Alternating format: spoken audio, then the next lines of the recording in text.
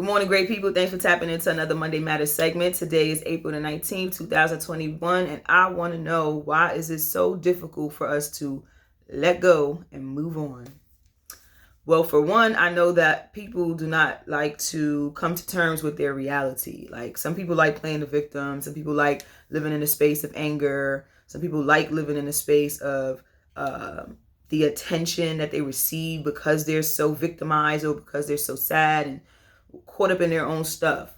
It's hard for people to let go because it's going to require you to let go a piece of you.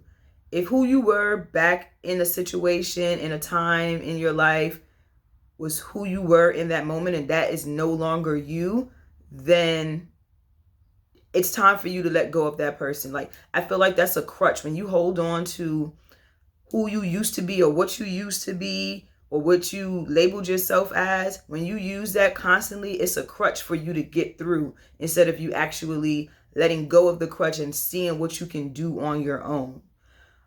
People also have a hard time letting go because it's going to require you to remove the expectations of what you feel like should have happened, where you should have been with this person, the love of your life at that time, where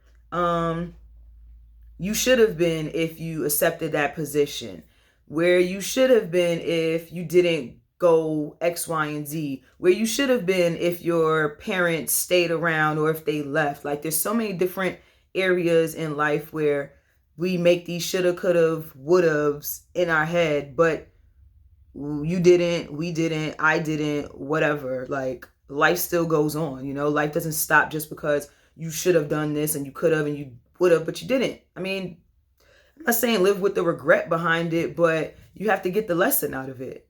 Things don't turn out the way we want them to because that's not the plan for our lives, So it's up to us not to get stuck in that space.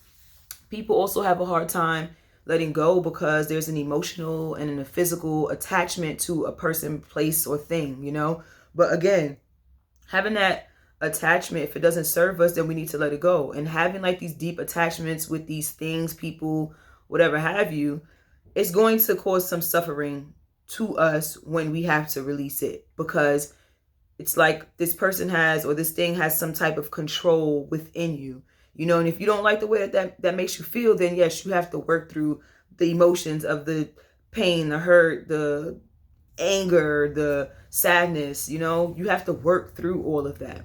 And you don't want to forget that person. You don't want to forget that person. You don't want to forget what that time was like with that person. You don't want to forget what that place brought to you. You don't want to forget what that thing brought to you.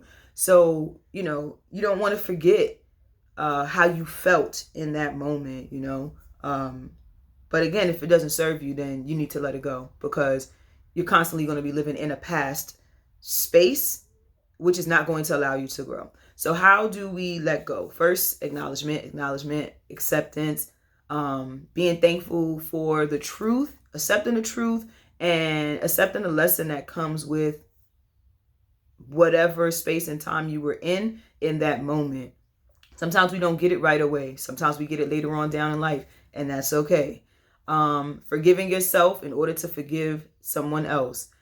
Like I've said before, forgiving self is not forgetting who you are and who you were. Forgiving is not you going up to someone and saying, hey, I forgive you for how you treated me and how you did me wrong, and how you left me stranded, whatever it is. It's not going up to that person and saying that. I mean, if you can be on a level where you can communicate with that person, cool. But if y'all both are not on the same, this person might not even know that, or have the understanding and awareness that they did you wrong in some type of way. Even if you have a conversation with them, sometimes people are so unaware of their own habits, their own behaviors, their own shit, like, that they don't even recognize how much they're hurting you or damaging you. And so forgiving self is to forgive other people, or forgiving whatever the situation was, forgiving, your past self, for dealing with whatever you dealt with. And that's okay.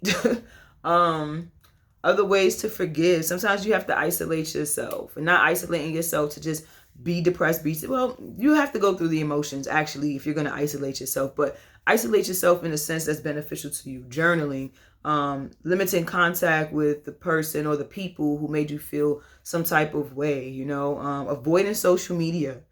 That's a constant reminder to what you had with the person, or what could have been with the person.